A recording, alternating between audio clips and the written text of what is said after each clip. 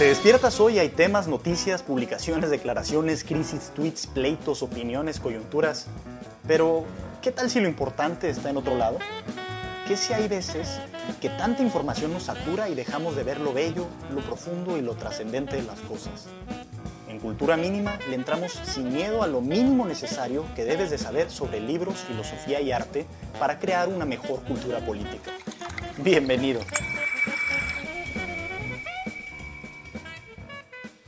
Sean muy bienvenidos a un nuevo episodio de Cultura Mínima, en específico el 17. Estamos hoy reunidos para hablar de una obra monumental, la novela versificada Tristán e Isolda. El autor es Godofredo de Estrasburgo. Y bueno, estamos situando a finales del siglo XII e inicios del siglo XIII. Y para hablar de esto me acompañan José Terán, creador de Cultura Mínima y lector ávido. ¿Cómo estás, José? Bien, ¿qué tal, Benjamín? Es todo un placer para mí estar aquí y estoy seguro de que hasta ahora esta va a ser la misión más ambiciosa de Cultura Mínima porque vamos a hablar de un tema amplísimo y muy rico. Sin duda alguna. Y bueno, también nos acompaña Alfonso Gómez Arciniega, candidato a doctor en filosofía política por la Universidad de Heidelberg y quien ya está completamente integrado a nuestro equipo. Qué gusto tenerte aquí otra vez, Alfonso. ¿Cómo estás? Benjamín, buenas tardes allá. Buenas tardes, creo que también en la Ciudad de México para Terán, pero con 2 horas de diferencia, según entiendo. Y buenas noches acá en Berlín. La última vez que hablamos de Agatha Christoph estaba yo en la Ciudad de México y ahora estoy en una ciudad que está llena de avispas, pero también de negacionistas del coronavirus. Entonces, bueno, que empecé a colaborar con ustedes, estaba yo entusiasmado con la posibilidad de hablar sobre esta obra, que como bien dices es monumental en todos los sentidos, por su alcance, por los recursos literarios, el tema, las armonías, las reverberaciones que tiene la cultura y el deleite desde luego que provoca. Perfecto. Mira, vamos a empezar directo, Alfonso. Pones en la mesa el tema del amor erótico. Sí, el amor erótico es uno de los temas más gigantescos y hermosos de la vida. Es más, hoy mismo que estamos grabando esto, tengo que mencionarlo, pues es mi cumpleaños, ¿no? Hoy que estamos grabando, que es 31 de agosto, ok. Es mi cumpleaños y obviamente pues estoy aquí como producto, ¿no? Del amor erótico. Y entonces siempre está relacionado con la creación, etcétera. Ahora, es a partir de una obra de un hombre que la mayoría de quienes nos escucha quizá nunca hayan escuchado, que es Godofredo de Estrasburgo. ¿De qué se trata esto? Bueno, Benjamín, pues cuando yo decía que una obra clásica es porque es, digamos, incluso yo diría es un mito, ¿no? Ya para tomar un poco este análisis que hace este ensayista suizo, Denis de Rougemont, que clasifica en su libro El amor occidente a Tristán, la leyenda de Tristán, como un mito. Es clásica porque cuando generalmente se habla de Tristán o de Isolda, quizá no al grado de un Werther o al grado de un Sigfrido, pero sí hay una como reconocimiento, ¿no? De esta pócima de amor, ya cuando empieza a decirle el filtro, los amantes, la pasión, los amantes separados, hay como esas reverberaciones. Y es una obra occidental, en el mejor sentido de la palabra, ¿no? Más allá de eurocentrismos y demás, porque en la leyenda se conjugan muchos factores. Para empezar, tiene como rastros en su genética de mitologías grecolatinas. Hay varias versiones de esta leyenda. Godofredo de Estrasburgo es una de muchas que hay. O sea, ha habido unas versiones normandas que se han escrito en francés. Eh, Incluso hablaré más después de Thomas Mann, que recupera esta leyenda para hacer una novela corta. Cuando Lars von Trier hace unos años hizo la película que se llama Melancolía, hace alusión también a la muerte de amor de Isolda. Los escenarios de la novela de Godofredo de Estrasburgo abarcan desde Irlanda hasta Alemania, pasando por, claro, todo ese corredor del Atlántico, Irlanda, Inglaterra, se habla en francés, hay partes en alto alemán medieval, se ha traducido al alemán. La versión que yo tengo, Terán creo que tiene una en español de Ciruela, que está escrita creo que en prosa completamente. La mía es de la editorial Insel y es un alemán modificado, pero o sea, tiene las dos partes, ¿no? El alemán antiguo y el alemán moderno. Entonces, eso serían las dos primeras cosas que diría. Es una obra clásica, occidental, pero quizá lo más importante, Benjamín y Terán, es que de alguna manera esta leyenda, este mito, ha determinado la forma en la que se registra culturalmente el amor erótico, ¿no?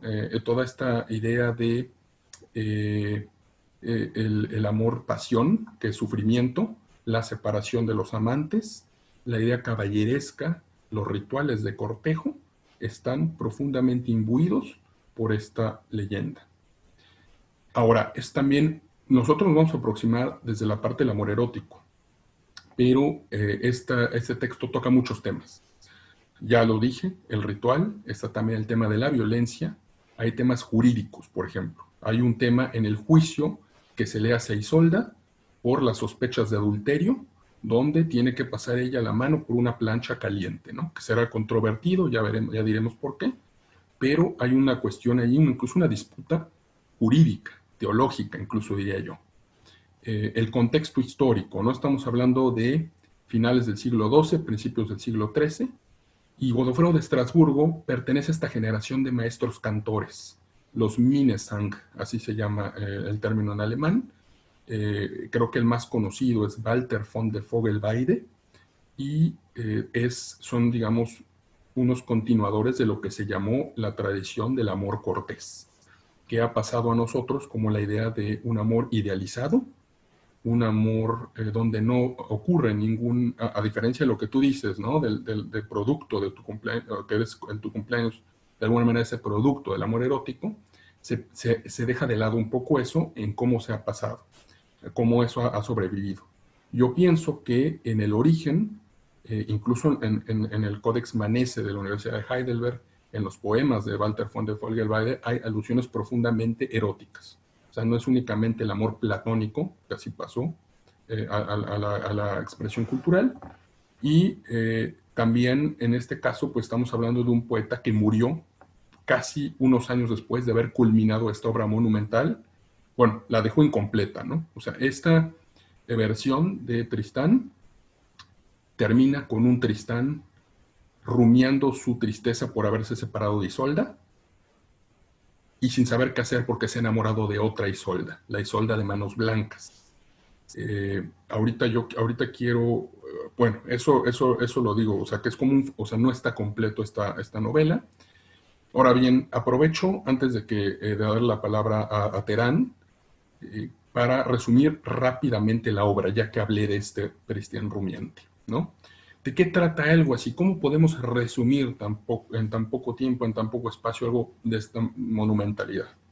Vamos a decirlo de una manera muy, muy, muy rápida, ¿no? Es la historia de Tristán el Triste e Isolda la Bella, ¿no? Isolda la Rubia.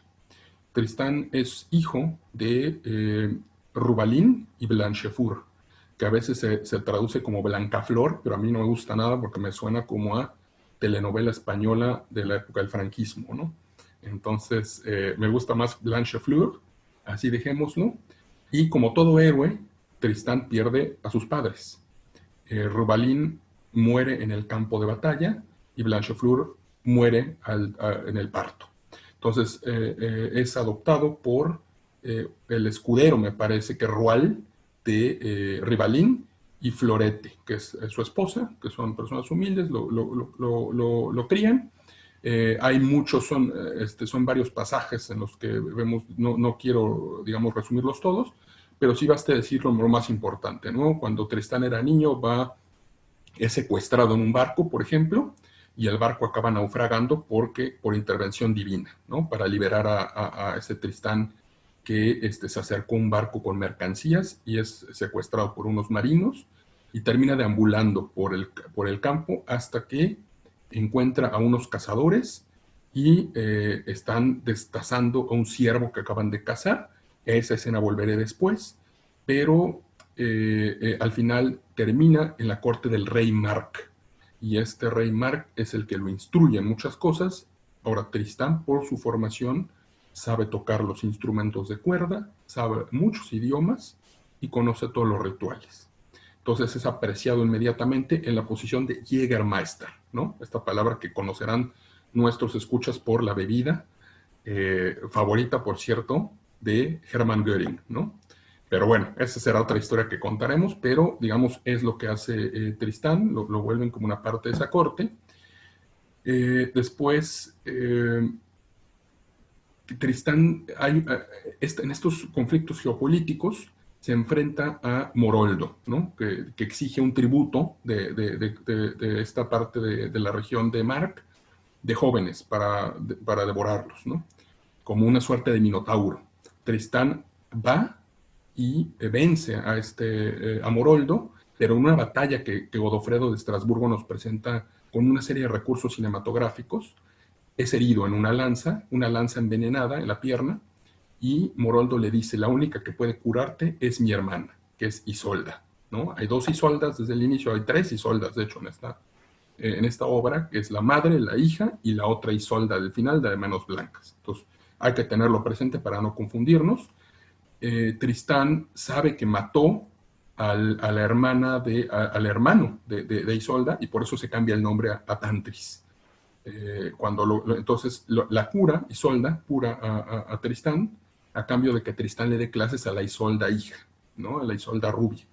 Tristán le da clases de idiomas, le da clases de arpa, y cuando regresa con Mark, ya recuperado, de las narraciones de Tristán, se enamora el mismo Mark de esta Isolda la Bella, la hija, y la quiere que sea su esposa. Entonces hace un segundo viaje Tristán a Irlanda, y al llegar se dan cuenta que hay un dragón que está, sometiendo a la isla. Se enfrenta al dragón, también queda herido. Hay una figura ahí como de un vivo, ¿no? Así lo podemos llamar en lenguaje coloquial, que se acerca una vez que ya está el dragón muerto y le arranca el cráneo y se lo lleva. Y se vende como él fue el que mató al dragón, pero en sueños se le revela a las Isoldas que hay alguien más que fue el que realmente mató a este dragón. Entonces lo van a buscar y encuentran a Tristán en una suerte de pantano hundido, profundamente herido. Lo vuelven a curar y entonces encuentra la revelación de Tantris, con una serie de juegos ahí interesantísimos lingüísticos. Por ejemplo, la hija lo encuentra, se da cuenta, empieza a jugar con las palabras Tristán, Tantris, y se da cuenta que es el mismo. Compara la espada con un resto, creo que de la armadura que está astillada, y se da cuenta que es justo el pedazo que le falta, el que mató a su tío. Y hay una escena ahí fundamental cuando lo encara saliendo del baño a Tristán y lo piensa matar, ¿no? Isolda la Bella, por ser el asesino de su tío. Al final concilian en que eso no va a ocurrir por el momento. Unas versiones dicen que por la belleza de Tristán, otras dicen que por piedad. En fin, Tristán logra el cometido, que es llevarse a Isolda la Bella a la corte de Mark. Pero en el trayecto se toman por accidente el filtro de amor, la pócima de amor, o Liebestrank, como se llama en alemán, y en ese momento pues quedan prendados los dos. En la versión de Richard Wagner hay una intercesión de malicia de Brangäne, que es la tercera, digamos, la dama de compañía de estas Isoldas, que es la que con toda conciencia les da ese brebaje. En la versión de Godofredo de Estrasburgo es un accidente. Entonces, enamorados llegan a la corte de Mark y se desarrolla esta pasión con el obstáculo, ¿no? O el obstáculo porque básicamente es un adulterio, porque Isolda está prometida a Mark. De hecho, en la primera noche es Brangäne la que sustituye a Isolda para pasar la primera noche con Mark, ¿no? En una escena también divertidísima. Y bueno, ahí empieza este amor desgraciado, pero ya no quiero, digamos, detenerme más en eso. El caso es que esa imposibilidad de estar juntos porque ella era prometida de alguien más, a pesar de que el azar se manifiesta en una pócima y despierta en ellos una llama de la pasión. No sé si Terán quisiera comentar algo más sobre esto, este resumen que hice de la obra. Justamente quería decir, Terán, esta última sección, lo que nos narra Alfonso, es lo más conocido de la obra Tristán e Isolda, ¿no? Es justamente este amor erótico entre dos personas que están imposibilitadas por el exterior para estar juntas, etcétera. Eh, ¿Qué nos puedes decir tú? ¿Qué nos compartes en general, ya teniendo la obra sobre la mesa, sobre los contornos del amor erótico? Sí, en general, pues esta obra es, como ya dijo Alfonso, no solo un clásico, sino un mito. Este mito de que está personificado en Tristán e Isolda, que representan el lado masculino y el lado femenino de el amor erótico. Esta obra en cuestiones lingüísticas es una preciosidad también, que es lo que yo quiero desarrollar a lo largo de mi intervención. Por eso sí quería empezar diciendo que quizá los que nos escuchen pues van a toparse con una incomprensión o les va a parecer extraño incluso de lo que estamos hablando, y eso es porque el término erótico evoca cosas totalmente diferentes en la actualidad a lo que nosotros nos queremos referir. Y por ello quiero citar aquí incluso algunos poetas, voy a remitirme a los griegos, a los romanos, para que vean de qué estamos hablando cuando hablamos de la palabra erótico. Pero quizá con eso terminaremos con este contraste drástico que hay entre lo erótico que vemos en Tristán y Isolda y lo que se considera erótico en la actualidad. Em, pero entonces hay como varios temas que yo quiero así como destacar, que son los más jugosos o los que me parecieron más jugosos a mí en la lectura de este libro. Uno de ellos es el lenguaje o cuáles son los órganos más eróticos del hombre, me atrevería a decirlo así, que son los que con los que estaremos jugando ahorita, que son la lengua y el oído. ¿Por qué el oído? Porque, como destacaré más adelante, lo erótico está relacionado con lo bello. Y ya hemos dicho muchas veces que lo bello es un resplandor, algo que te deja ciego.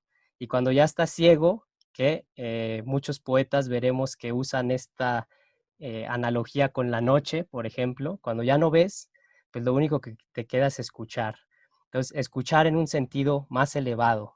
Eso también quiero que quede claro, que el erotismo no es una fisicalidad animal ni bruta, que sí contiene esos elementos y más en la Edad Media, pero es algo que trasciende eso, ¿no? Entonces, erotismo no es lo que se imaginan. Perdón si les spoileo, pero no tiene nada que ver quizá con lo que están pensando. Entonces, por un lado eso, los órganos eróticos, la lengua, el oído.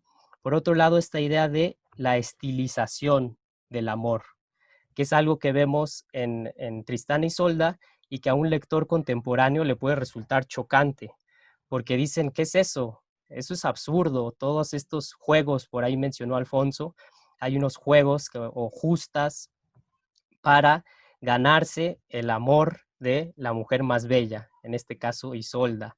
También hay ciertas instituciones, incluso podríamos llamarlas así, o reglas bajo las cuales los amantes desempeñan este juego erótico y algunos las infringen, ¿no? Pero esa idea de estilización y juego, que es algo que en la actualidad también falta mucho, y finalmente, algo que destaco de Tristán y Isolda es los ideales. Por ahí lo mencionó también Alfonso, el ideal del caballero, el ideal caballeresco está por ahí, e incluía las reglas bajo las cuales se jugaba para conquistar a una mujer. Y eso es algo que también no se ve en la actualidad. Aquí vemos el ideal incluso de la amistad. Hay un pasaje larguísimo en el que Mark, que es el tío de Tristán, le dice, oye, ya quédate aquí conmigo en la corte, aquí pues puedes hacer lo que quieras, que es tocar tus instrumentos, porque Tristán es muy bueno tocando instrumentos de cuerda, puedes practicar los diferentes idiomas que sabes, la cacería, todo eso. Entonces vemos ideales en Tristán y Isolda y en el amor erótico medieval. Pero entonces, bueno, les quería yo citar unos versos de un poeta que es posterior, siglo XVIII, alemán también, pero que resume quizá como estos extremos de lo que es el amor, porque en español usamos simplemente una palabra, amor. En alemán también está Liebe, pero dentro de eso, y ahorita ahondaré un poco en los matices etimológicos, pues hay varios términos que nos sirven para referirnos a esto. Les adelanto, en griego está philos, que es el que viene de filosofía y es como querer a un amigo, lo quieres con un amor filial. Está eros, que es este que abordaremos, que es el amor que atrae entre los sexos, y está finalmente ágape, que es un amor todavía más elevado que, por ejemplo, el cristianismo es el que rescata, que en latín se traduce como caritas, y de ahí viene el término caridad. Pero les voy a leer nada más unos versos rápidos de Hölderlin, un poeta eh, que siguió también como estos ideales del amor, que eso quiero enfatizar también.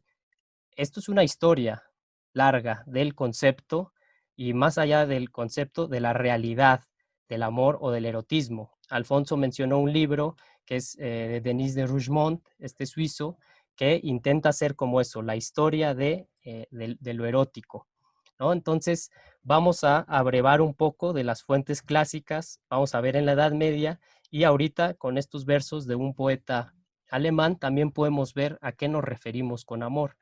Es un epigrama, son solo 4 versos que se llaman Lebenslauf, es decir, el recorrido de la vida, Lebenslauf. Y lo diré en español, pero les recomiendo que lo lean obviamente en alemán. Estos versos de Hölderlin dicen: a lo alto aspiró mi espíritu, pero el amor lo jaló hacia abajo. El dolor lo doblegó violentamente. Y así es como recorro el arco de la vida y regreso al lugar en el que empecé. Si se fijan, este es un epigrama, entonces con la traducción se pierden varias cosas, pero quiero destacar yo algunos términos. Geist, que es el espíritu, y dice Hölderlin, a lo alto aspiró mi espíritu, pero el amor, es decir, Liebe en alemán, lo jaló hacia abajo. Y me gusta destacar también aquí el dolor, que es algo que vemos en la concepción de lo erótico en la Edad Media en Tristán y Isolda. Siempre dice que es una mezcla de placer y de dolor, de regocijo y sufrimiento, que también contrasta con la concepción actual hedonista que solo busca placer. Para Tristán y Isolda, para la Edad Media, el amor siempre lleva en sí, incluye un sufrimiento. Y finalmente, que en alemán aquí dice incluso gewaltiger, es decir, violentamente o poderosamente. Entonces, el amor doblega el espíritu, lo trae de regreso. Y así es como se recorre el arco de la vida, Leben, y se regresa a donde se comenzó. Entonces, aquí vemos 2 amores, podría decir, solo usando un término que es Liebe. Eso me lleva a la referencia que ya mencioné sobre los 3 términos, que podemos encontrar curiosamente en la primera encíclica que escribió ese viejito alemán ultraortodoxo, del cual hay memes chistosos que lo comparan con el emperador Palpatine, el benemérito Papa Benedicto XVI. La primera encíclica que escribió en su papado fue Deus Caritas Est, es decir, Dios es amor. Y al principio de ese texto, él traza como la historia muy rápida de estos 3 términos, filos, eros y ágape. El tercero, dice él, viene incluso del Antiguo Testamento, de un poema erótico que muchos conocerán, que ya hemos mencionado en otras ocasiones, que es el Cantar de los Cantares. Y querría leerles el primer verso, perdón, me estoy emocionando y tal vez me extienda mucho, pero para que vean lo que es el erotismo a través del lenguaje, podemos ver el primer verso del Cantar de los Cantares. Dice, la amada dice, que me bese con besos de su boca, en referencia al amado. Y alguien podría decir en la actualidad que todo es sentido literal, etcétera. Si nosotros traducimos ese verso al lenguaje actual, simplemente debería de decirse que me bese y ya. Lo demás es superfluo, innecesario, nos parecería redundante. Y justo lo que quiero destacar yo es que ahí es donde está lo erótico, en esto que no tiene como tal una utilidad, sino no es necesario decir los besos de su boca, pero en cuestión de poesía y en cuestión de erotismo, eso es lo más importante, que son los besos de su boca, no de cualquier otro. Entonces, así empieza el Cantar de los Cantares y dice Ratzinger, el benemérito Papa Benedicto XVI, que hay dos términos hebreos que se usan en el Cantar de los Cantares para referirse al amor. Uno es Dodim, que es un amor que se puede comparar más con el mero sentimiento, la atracción, y después Ahabá. Y hay una curiosidad ahí, bueno, no es una curiosidad para mí, pero sí se puede notar que el término griego agape, pues tiene muchas similitudes con Ahabá. Están las tres vocales, luego está la H en hebreo, que es aspirada, que se convierte en una G, y simplemente la E del griego agape al final, pues es esa A. Entonces, sí vemos una relación entre agape y Ahabá. Otra referencia clásica que muchos conocerán de Eros es el famosísimo diálogo de Platón, El banquete. En ese desarrolla el concepto de Eros. Eros es un dios o un daimón que estuvo de hecho incluso en la creación bueno, no hay una creación como tal, pero al principio cuando todo era caos primigenio, ahí está ya el Eros. Y este diálogo es muy curioso, les recomiendo que lo lean porque es una narración en la que se juntan varios griegos, entre ellos Sócrates, y hablan, dan un discurso sobre el amor. Y en él se desarrolla este concepto de eros que para Platón y para muchos en la época clásica es un amor intelectualizado.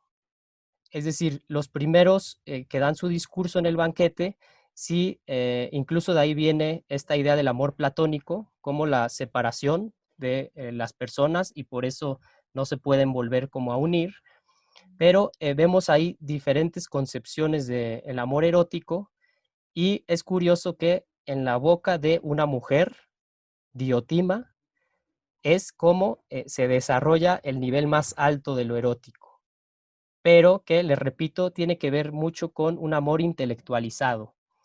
Entonces, esas son como las concepciones que hay en Grecia. En Roma vemos con otro poeta como Lucrecio, en De Rerum Natura, que él incluso se burla de cierta manera del amor erótico, incluso dice que los amantes se muerden los labios desesperadamente, y en cambio los seres racionales, pues sí disfrutan también del amor, pero a un nivel más intelectual. Entonces vemos ahí esta idea del amor intelectualizado entre los griegos y los romanos. Luego llega el cristianismo, el ágape de cierta manera absorbe el eros, esta caridad absorbe la atracción entre los sexos, y es algo curioso, en Tristán y Isolda vemos una absolutización del eros, es decir, está en un contexto cristiano, pero vemos que ellos enaltecen el amor erótico y encontramos incluso semejanzas entre la relación de Tristán e Isolda con, por ejemplo, la misa, y de alguna manera se les justifica desde el punto de vista cristiano a ellos al dejarse llevar por el amor. Entonces, creo que como panorama amplio puede servir para que veamos de qué se trata con Tristán y Isolda. Se trata de el eros como lo más elevado, y el eros entendido no de manera intelectual como en el banquete de Platón, sino muy carnal, es decir, que incluso rompe las reglas del matrimonio. Como dijo Alfonso, cometen adulterio los amantes. Entonces, si quieres ahí te dejo la bolita, creo que me pasé más de lo esperado, pero a ver. Te abriste como un abanico, Terán, por no decir como un horizonte, porque se va a confundir con amor eros este comentario. Entonces, pero está muy bien. Nada más quiero rescatar algunos puntos precisos. Habla Terán sobre tres fenómenos, ¿no? Y en ese aspecto, qué locura esto que estamos tratando de hacer, de alguna manera, hacer clasificaciones del amor en todos los aspectos, ¿no? Pero habla de la estilización, este factor en la Edad Media que hoy en día no está muy presente. También sobre el juego, que del juego se podría decir muchísimo sobre este espíritu lúdico que nos va llenando cuando estamos enamorados y sobre los ideales. Y quiero preguntarte a ti, Alfonso, eh, ¿tú cómo ves, cómo podemos aproximarnos al amor erótico, tal cual? ¿Compartes esta idea de, digamos, clasificarlo o no tal cual?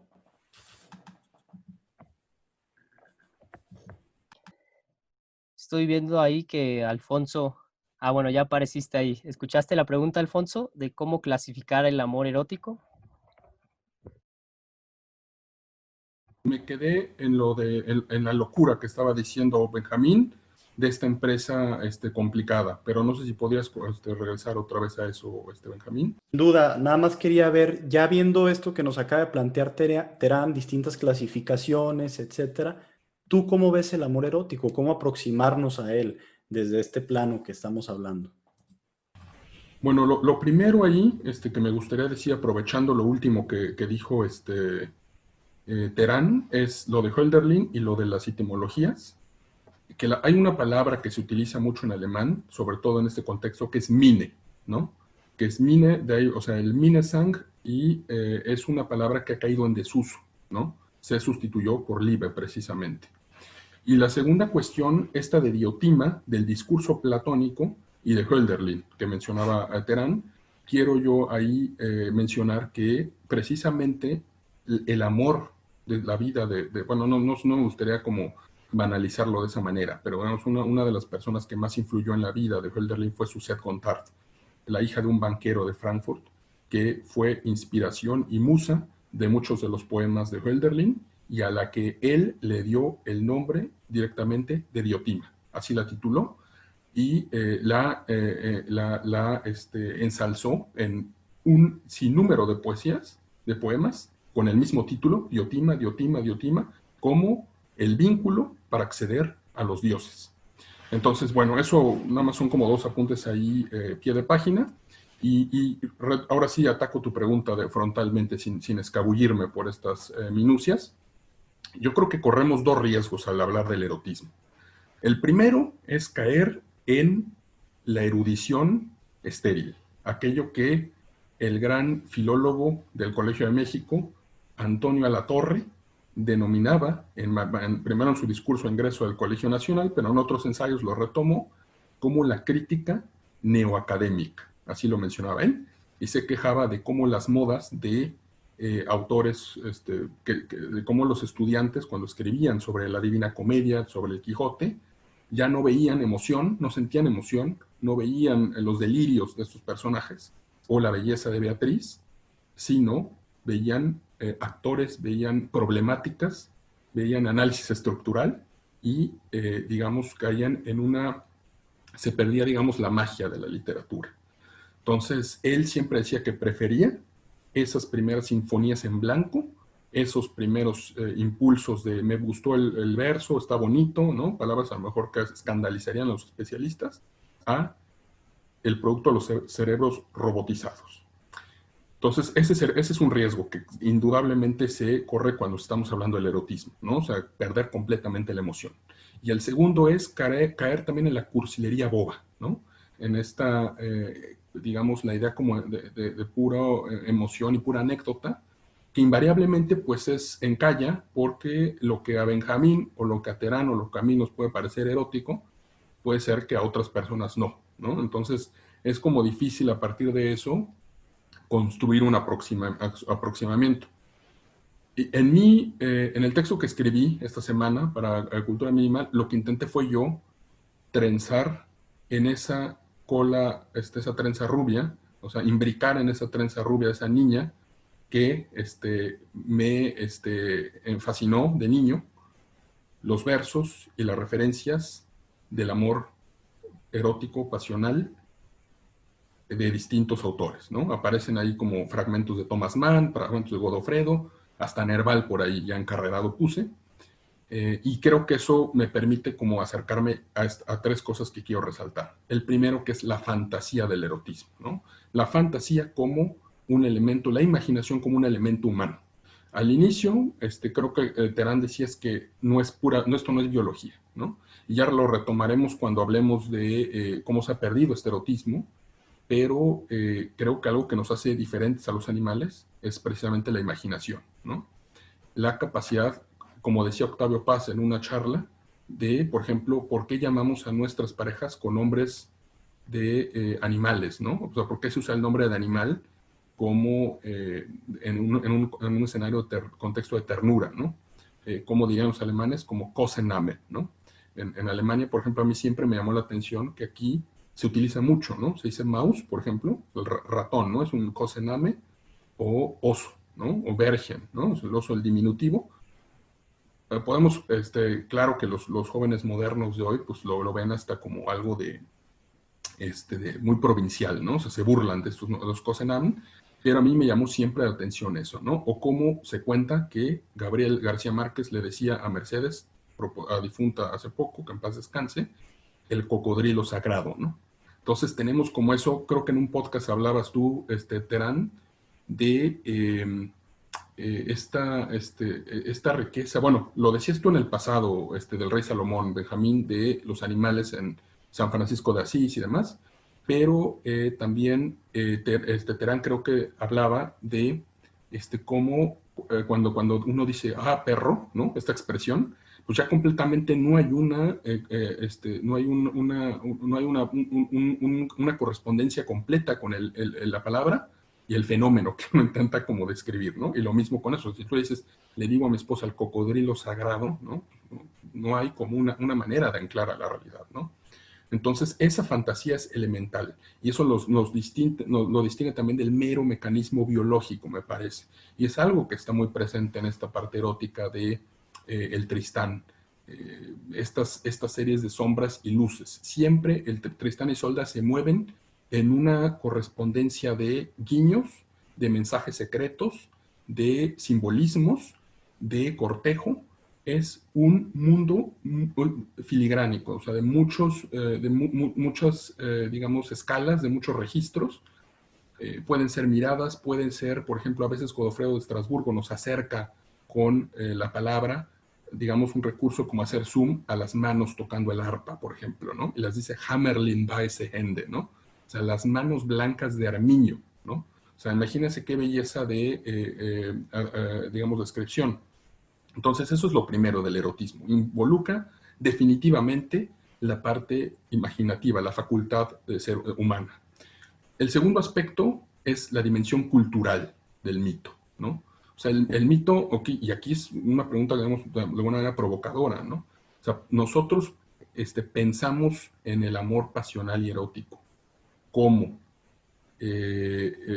Tristán y Isolda por haber sido influidos por esta carga cultural, o el Tristán y Isolda es producto de alguna manera de que nosotros concibamos el amor así, ¿no?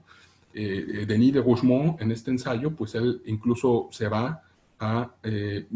lo han tergiversado mucho, su ensayo, pero él lo único que hace es poner un clima cultural en el siglo XII y el siglo XIII, cuando menciona el catarismo, por ejemplo, ¿no? De estas herejías, por ejemplo, que convivió mucho con el amor trovadoresco, ¿no? O sea, la capacidad, y el catarismo a su vez con sus relaciones con el maniqueísmo, ¿no? Del día y la noche, el día para el amor, digamos, tradicional, etcétera, y la noche para los encuentros furtivos, para la pasión desbordada.